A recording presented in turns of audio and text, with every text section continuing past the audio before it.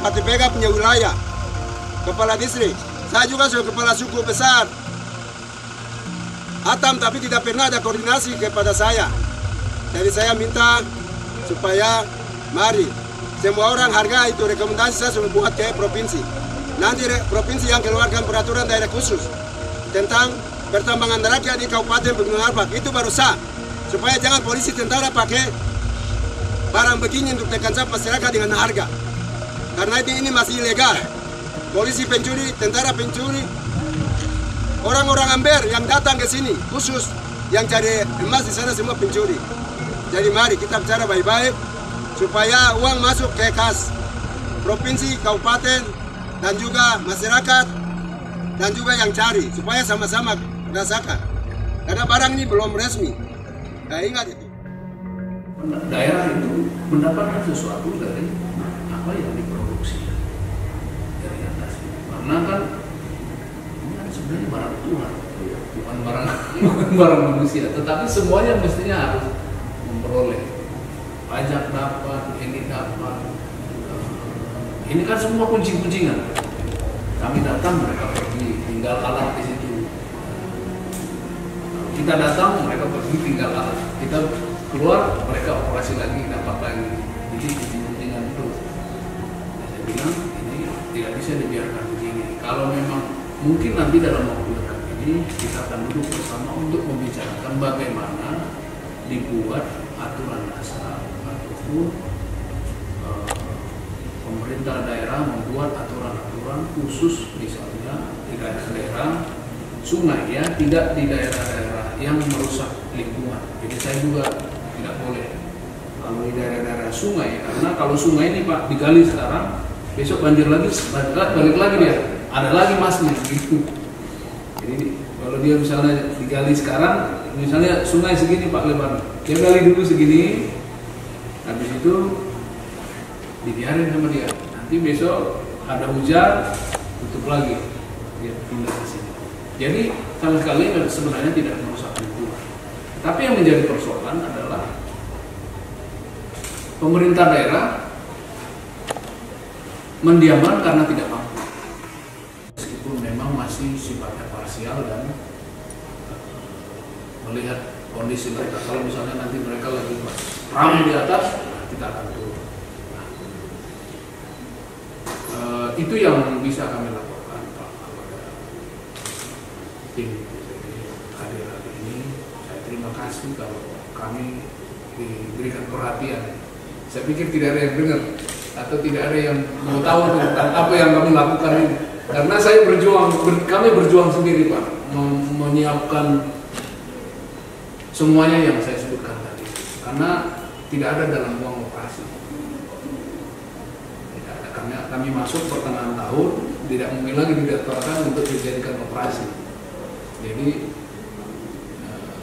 mengalihkan uang-uang ini aja untuk bisa dilakukan. Jadi itu sementara Pak kami laporkan. Kami tidak merasa ini bahwa ini akan kami lakukan terus. Tapi kalau misalnya pemerintah daerah menganggap bahwa ini harus dilakukan pengaturan dengan instrumen yang mereka miliki, saya kira juga hal-hal yang baik juga. Tentunya dengan instrumen yang ada, semua pendaftaran harus jelas. Yang naik ke atas jelas, yang turun dari atas jelas, yang masuk ke kas daerah jelas, yang ini jelas. Jadi semua bisa dirasakan oleh masyarakat. Karena kalau saya pikir Pak, kalau kita pelajari masyarakat yang di samping kiri kanannya juga harusnya kan sejahtera juga, karena mungkin mengalir lah dari kiri kanan. Tapi ya pada kenyataannya sama saja. Jadi hanya orang-orang tertentu ini saja ya mereka memperoleh penghasilan. Kita pikir kita harus menggunakan misalnya kalau ada pajak dan itu ada penghasilan belah berapa begitu kepada pemerintah daerah, ya pemerintah daerah bisa kita manfaatkan uangnya untuk sekolah atau pendidikan atau kemajuan masyarakat, karena Sejak kami datang sini kami lihat bahwa kondisi pendidikan yang ada sangat memprihatinkan. Ya. Kami bekerja sama dengan Universitas Papua untuk menyelidiki ataupun melakukan penelitian jumlah anak-anak yang putus sekolah. 69.988 anak yang tidak sekolah. Usia berapa itu? Pokoknya nggak sekolah. SD sampai SMA. Oleh karena itu kami sekarang secara mandiri melakukan pembukaan pendidikan Pak di daerah-daerah, jadi di Manokwari, di Sorong, di Bintuni, di Fakfak, membuka paket. Dan itu sementara ini kami swadaya aja karena melihat kesulitan kami berhubungan dengan masyarakat adalah karena masyarakat ini tidak sekolah, tidak mengerti apa yang dia lakukan. Nah, ini saya pikir alasannya kenapa putus sekolah, tidak ada biaya. Saya pikir ini menjadi ya, mau tidak mau saya harus ikut berandil di situ untuk bisa membantu anak-anak Papua khususnya yang tidak sekolah. Jadi rencana kami memang mau mengadakan beasiswa juga untuk anak-anak yang pintar, dan kami juga buka sekolah bola, sekolah tinju di sini agar anak-anak ini bisa mereka tersalurkan. Karena nanti kalau ada demo Pak, anak-anak ini yang maju, yang tidak sekolah ini, yang banyaknya segitu itu mau disampaikan juga kalau ngerti Pak. Ya, saya pikir kalau demo itu saatnya mereka untuk melakukan pelemparan, melakukan hal-hal pengrusakan dan segala macam. Ini yang menurut saya kami melakukan secara bersama-sama. Kami sudah kumpulkan dinas pendidikan, kepala dinas pendidikan, kepala dinas kepala agama. Mari kita harus berbuat kepada anak-anak. Itu yang kami lakukan sekarang ini, karena kan pikir kalau nanti biaya ini bisa misalnya dikumpulkan di daerah atau di kas daerah, kita bisa gunakan untuk beasiswa anak-anak ini. Anak-anak ini bisa sekolah sampai mereka minimal bisa baca. Karena kemarin kami rekrut anggota Polri 1.500, ada beberapa ternyata nggak bisa baca Pak. Kenapa bisa begitu? Ya, kondisinya memang begitu Pak. Ya, anggota polisi saya banyak juga yang nggak bisa baca. Terpaksa sekarang ini saya buka sekolah baca. Jadi diajari dulu mereka di SPM sana membaca. Terpaksa kita sewa guru SD untuk ngajarin mereka membaca. Itu kondisi yang kami miliki di sini Pak. Karena kami pikir kaya memang Papua ini, tapi saya pikir siapa yang menikmati? Tidak punya kontribusi apa-apa. Itu yang saya pikir-pikir, dan saya diskusikan dengan Pak Kapolri begitu. Pak Kapolri menyampaikan itu bagus juga, Tuan Meli apa? Ya, lakukan aja. Biar maksudnya Papua ini merasakan, oh kami kaya, terus kami memperoleh juga hasilnya. Khususnya anak-anak yang jauh dari, yang remote area, misalnya jauh dari tempat. Kalau misalnya mereka bisa menyisikan, misalnya dari hasil ini nanti kita bisa sekolahkan 1.000 orang anak, kan lebih bagus daripada mereka kita biarin aja terus. Saya bisa aja, saya biarin Pak, udah biarin aja. Memang tidak terjadi gejolak apa-apa Pak, karena ada uang. Tapi hukum bisa dibeli semua. Itu yang kami pikirkan. Jadi sehingga ya makanya saya bilang terima kasih Pak kalau Bapak mau memperhatikan kami. Itu alasan saya sebenarnya yang saya diskusikan dengan Pak Kapolri. Setelah saya ditugaskan beliau ke sini 3 bulan saya pelajari kondisinya begini Pak. Makan ke beliau. Pak Kapolri terus apa rencana Pak Kapolri? Saya tindakan. Maksud saya biar juga pemerintah mempercepat kondisi ini nggak bisa dibiarkan terus. Saya tahu orang-orang tertentu mendapat sesuatu dari sini, tapi nggak bisa orang-orang tertentu harus semuanya merasakan. Mestinya begitu. Jadi mereka sekarang mungkin sedang berpacu untuk bagaimana memanajemen semua. Nah, dari ini ya hasil dapat, tapi bisa semua merasakan. Maksud kami sebenarnya itu tujuan kami yang paling utama. Terima kasih. Baik, Pak Kapolda, terima kasih banyak. Yang pertama, untuk penyelesaian kasus kegagalan ini, khususnya untuk penjemputan barang di Medan yang berat, apalagi untuk dan alokasi anggaran dari border, bagaimana cara untuk kita akan suarakan atau untuk bisa mengalokasikan khusus anggaran, tapi juga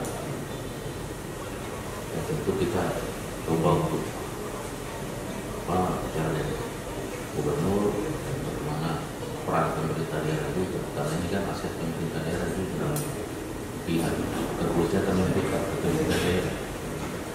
Nah, dari penjelasan Kapolda tadi saya tangkap itu ya sudah maksimal, tapi masih banyak hal yang juga mungkin belum maksimal karena problem kaitan dengan dukungan negara. Mungkin persoalan juga mungkin dipikir Medan dari, kalau saya ikuti Medan dari lokasi ke sana jalan kaki mungkin sekitar 7 jam pakai mobil. Mobil nggak bisa Pak. Kalau memang pakai sungai dia pakai bot kecil, nomor. Kalau jalan kaki ikuti itu di daerah yang paling dekat setelah bendungan itu bisa 5 jam kalau non stop. Jadi akses ke sana pun berjalan manusianya maupun memang kasus ini sudah terjadi bicara dengan Kapolri dalam rapat-rapat dengan pendapat yang tertekankan seperti ini, karena bagaimana juga penegakan hukum di negara sana.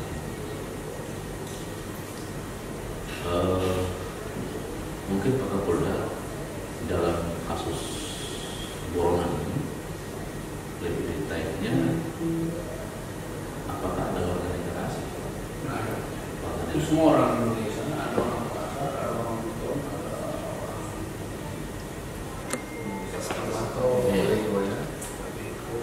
ada itu yang.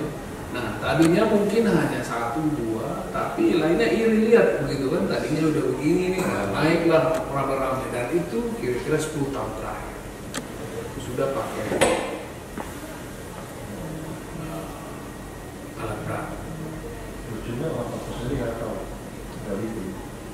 Orang Papua tidak bekerja, tidak ada orang Papua yang bekerja.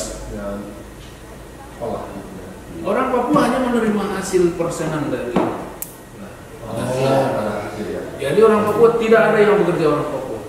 Semua yang bekerja ini orang Makassar, orang Buton, orang Manado, orang Jambi, Kalimantan, orang Batak, orang Toraja, pasti yang bekerja. Jadi maaf kata nih, saudara-saudara kita yang Papua dia tinggal tunggu di depan aja begini, duduk pakai kursi pembagian. Tentunya lebih sedikit dapat. Dia hanya dapat 10%. Dan boleh jadi mereka ada perhitungannya. Dan boleh jadi mereka juga tidak. Jadi begini, kontraknya ini begini. Kalau misalnya saya punya lahan misalnya 3 km, oke, kamu kontrak berapa? Langsung kontrak dia. Misalnya kontrak kamu kasih 100 juta sama saya. 100 juta sudah. Mau berapapun hasilnya dia cuma dapat 100 juta. Selama berapa? Selama sampai habis. Nyatakan habis. Nah, dapat tahun, 2 tahun. Nah, ada. Pokoknya sampai. Nah, nanti ada kalau misalnya baik orang ini ya dikasih dia. Ya, Bisa dikasih. kawan-kawan. Nah, itu yang dilihat itu. Kapan orang yang lain dapat?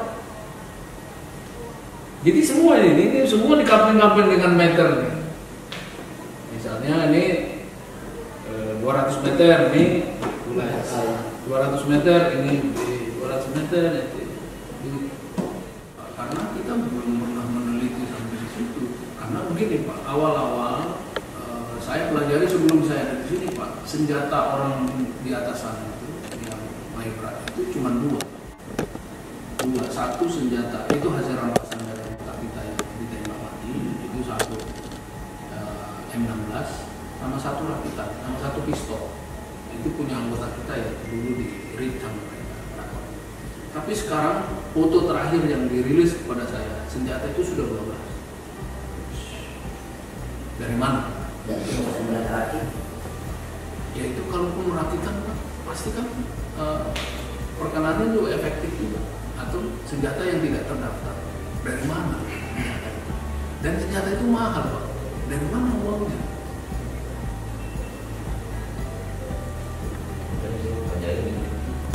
Karena banyak Kapolda memiliki sistem dana desa kita itu diliburin Selain dana desa yang kami cek di sana, kenapa kami turun ke sana? Karena ada pembantaian terhadap 4 orang pekerja di Moskow Barat. Nah, setelah kami datang ke sana bahwa kampung Moskow ini tidak ada orang, rumah-rumah ada tapi tidak ada orang. Rumah-rumah ada banyak sebagai bantuan sosial dulu, tapi tidak ada orang. Tapi uang dibagikan. Nah, kemana dibagikannya? Itu makanya saya bikin surat penyetopan untuk tidak dibagikan uang ini, karena ternyata berapa bulan sebelumnya dibagikan uang ini terjadilah pembantaian terhadap pekerja. Dan desanya apa Pak? Moskow. Jadi desa itu berbeda dulu, tapi cek faktanya nggak ada orangnya. Iya Pak. Rumah ada Pak. Jadi yang ada hanya kepala kampungnya, dan kepala kampungnya juga tidak tinggal di situ. Jadi kalau pada saat ada uang nanti, misalnya dari desa cair, nah nanti dia akan turun datang. Kita juga tidak tahu, kan saya sudah letakkan tugaskan intel saya untuk mengecek. Ternyata informasi yang saya dapatkan bahwa uang itu diberikan kelompok-kelompok bersenjata. Dan teorinya beginilah Pak, mereka punya senjata, nggak ada artinya kalau tidak ada peluru. Karena ada senjata nggak ada peluru, buat apa Pak? Nah sekarang peluru kan susah. Nah harga peluru ini